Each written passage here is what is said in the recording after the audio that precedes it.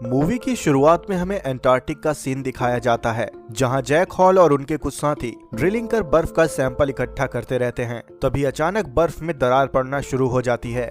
Jack का एक साथी दरार में फंस जाता है। तब जैक उसे बचाता है और बर्फ के सैंपल को सुरक्षित रख वो सब वहां से जान बचाकर निकलते हैं। अगले सीन में जैक हॉल न्यू दिल्ली में एक कॉन्फ्रेंस को संबोधित करता रहता है। जैक हॉल अपनी रिसर्च के आधार पर बताता है कि हजारों साल पहले गर्मी और बर्फ पिघलने के कारण पृथ्वी पर 2 दशकों तक शीत युग चला था और अब जितनी तेजी से बर्फ टूटकर पिघल रही है, अगले 100 सालों के भीतर ही फिर से पृथ्वी पर शीत युग आ जाएगा। इस बात पर वाइस प्रेसिडेंट जैक का मजाक उड़ाता है।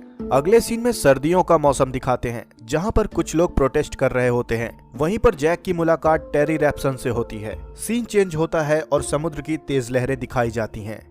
अगले सीन में स्कॉटलैंड का मौसम संबंधी शोध केंद्र दिखाया जाता है, जहां एक व्यक्ति कहता है कि जॉर्जिस बैंक इलाके का तापमान 13 डिग्री तक गिर गया है और यह तेजी से गिर रहा है। तभी वहां टेरी रैप्सन आ जाते हैं। वह मौसम विज्ञानी होते हैं।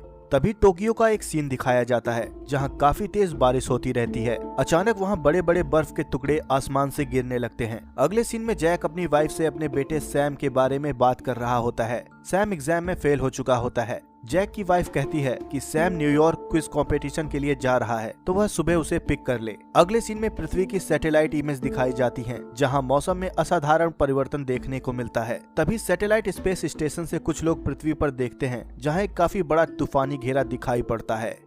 अगले सीन में सैम जिस फ्लाइट से जा रहा होता है, वह एक अजीब से तूफान से होकर गुजरती है।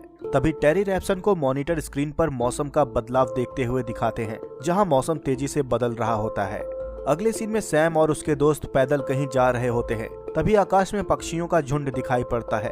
साथ ही सभी दूसरे जानवर भी थोड़ा परेशान दिखाई पड़ते हैं। अगले सीन में सैम का क्विज कंपटीशन दिखाया जाता है। सैम के साथ लॉरा भी होती है। सैम लॉरा को काफी पसंद करता है। तभी जैक हॉल को टेरी रैप्सन का कॉल आता है। वह जैक से कहते हैं कि उसने मौसम में अगले 100 साल में असाधारण बदलाव की बात कही थी। वह होना शुरू हो गया है। समुद्र का तापमान असमान रूप से गिर रहा है। जैक को यकीन नहीं होता कि यह सब इतना जल्दी होना शुरू हो गया है। जैक कहता है कि पिछले 10,000 सालों में ऐसा अजूबा कभी नहीं हुआ और एक तेज तूफान दिखाया जाता है। अगले सीन में लॉस एंजलिस का सीन दिखाते हैं। लॉस एंजलिस का मौसम विभाग लोगों को एक विशालकाय बवंडर की चेतावनी देने को कहता है। तभी लॉस एंजलिस में आकाश से बर्फ के बड़े बड़े टुकड़े गिरना शुरू हो जाते हैं। तभी देखने को मिलता है कि एक विशालकाय टॉर्नेडो लॉस एंजलिस की तरफ बढ़ रहा है। अगले सीन में जैक अपने मौसम की जानकारी देने वाले मॉडल के लिए केंद्रीय मौसम विभाग में काम करने की मंजूरी मांगता है। तभी जैक को लॉस एंजलिस में दी गई बवंडर की चेतावनी का पता चलता है और अगले सीन में हम देखते हैं कि कई विशालकाय बवंडर लॉस एंजलिस को तबाह कर रहे हैं। लॉस एंजलिस में प्रलय की स्थिति बन जाती है। लॉस एंजलिस पूरी तरह से नष्ट हो जाता है। इस वजह से प्रेसिडेंट सारी उड़ानों को रद्द कर देते हैं। इसी वजह से सैम और उसके दोस्त भी न्यूयॉर्क में फंस जाते हैं। अगले सीन में यह तबाही देखकर टॉम जैक को मौसम की सही जानकारी लाने के लिए 48 घंटे का समय देता है। जैक मौसम की जांच करता है और पता लगाता है कि अगले 6 से 8 हफ्तों में पृथ्वी पर शीत युग की शुरुआत हो जाएगी। अगले सीन में जैक अपने बेटे सैम से बात करता है और वहां से घर वापस आने को कहता है। तभी थोड़ी ही देर में वाइस प्रेसिडेंट वहां से निकलते हैं। जैक उनसे कहता है कि तुरंत हमें बहुत बड़ी तादाद में सभी शहरों को खाली करवाना होगा। यह मौसम और भी विकराल रूप लेने वाला है। मगर वाइस प्रेसिडेंट जैक की बातों को सीरियसली नहीं लेते। अगले सीन में स्कॉटलैंड में आर्मी का हेलीकॉप्टर रेस्क्यू के लिए रॉयल पैलेस जा रहा होता है। तभी अचानक ठंड इतनी बढ़ जाती है कि सभी के सभी हेलीकॉप्टर जमकर क्रैश हो जाते हैं। अगले सीन में दिखाते हैं कि सैम और उसके दोस्त न्यूयॉर्क की किसी लाइब्रेरी में खुद को बचाने के लिए जाते हैं। तभी लॉरा को चोट लग जाती है और वह घायल हो जाती है। तभी एक विशालकाय सुनामी शहर की तरफ बढ़ती हुई दिखाई देती है और पूरे शहर को तहस नहस कर देती है और पूरा शहर पानी में डूब जाता है। टेरी रैप्सन की दी गई जानकारी पर काम कर जैक पता लगाता है कि अगले 7 से 8 दिनों में पृथ्वी पर शीत युग की शुरुआत हो जाएगी। जैक को न्यूयॉर्क में आई सुनामी के बारे में पता चलता है। सैम जैक से फोन पर बात करता है। जैक कहता है कि एक बर्फीला तूफान आने वाला है, वह जहां है वहीं रहे। वह सैम से वादा करता है कि वह सैम को लेने आएगा। अगले सीन में दिखाते हैं कि एक बहुत ही भयानक बर्फीला तूफान आता है, जो सारे के सारे पानी को जमा देता है। जैक कहता है कि हमें लोगों को दक्षिण की तरफ जितना दूर हो सके भेजना होगा, वरना सब मारे जाएंगे। वाइस प्रेसिडेंट जैक की बात मानने से मना कर देता है और अपनी जिद पर अड़ा रहता है। तभी प्रेसिडेंट जैक की योजना पर अमल करते हैं और सेना को दक्षिणी राज खाली कराने का आदेश देते हैं। तभी दिखाते हैं कि न्यूयॉर्क शहर पूरी तरह से बर्फ में जम चुका होता है और काफी लोग उस बर्फ पर चलकर न्यूयॉर्क शहर से बाहर जाने की कोशिश करते रहते हैं।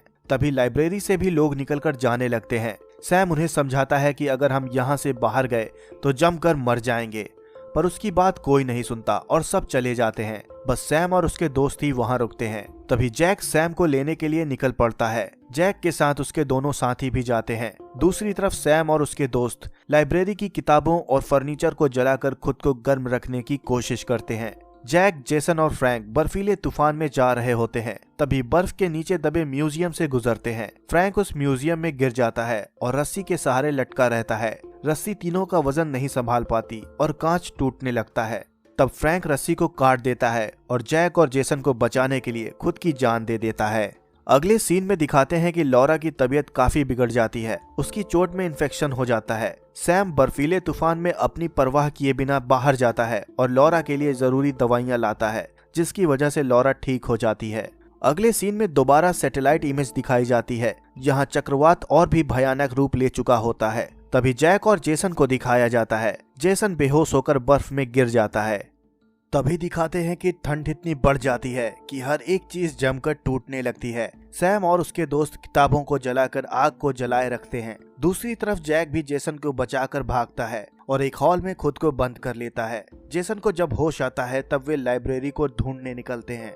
अगले सीन में फिर से सैटेलाइट इमेजेस दिखाई जाती हैं, जहां अब तूफान धीरे धीरे छटने लगता है।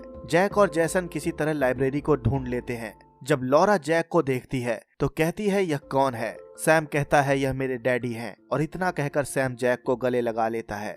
अगले सीन में दिखाते हैं कि राष्ट्रपति मर चुके होते हैं और वाइस प्रेसिडेंट अब प्रेसिडेंट बन चुका होता है और उसे अपनी गलती का एहसास होता है। तभी यूएस आर्मी का जहाज जैक और बाकी लोगों को न्यूयॉर्क से बचाकर लाने जाता है। तब देखने को मिलता है कि काफी लोग बिल्डिंग की छत पर हैं और काफी लोगों ने इस तूफान में सरवाइव किया था। यूएस आर्मी का जहाज उन सब को बचाकर सुरक्षित जगह पर ले जाता है और यहीं पर मूवी खत्म हो जाती है।